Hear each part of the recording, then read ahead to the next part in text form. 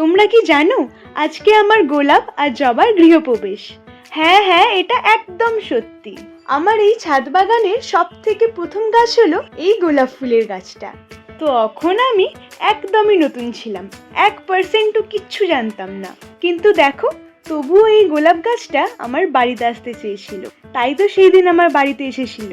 আর তখন আমি ভেবেছিলাম যে হয়তো এটাকে বড় টবে রাখলে তাড়াতাড়ি গ্রো হবে, কিন্তু সেটাই ছিল আমার বড় ভুল।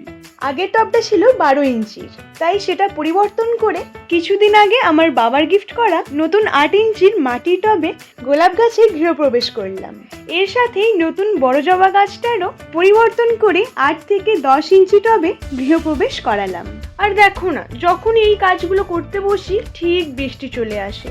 আজকেও যেমন এই কাজের মাঝে বৃষ্টি শুরু হলো, তাই তো তাড়াতাড়ি করে আমাদের নতুন ঘরে চটপট করে ছাদ থেকে সবকিছু নামিয়ে নিয়ে এসে অন্ধকারের মধ্যে এদের নতুন ঘরে বসাতে হলো। আর দেখছো ওয়েদারটা কতটা দুষ্টু।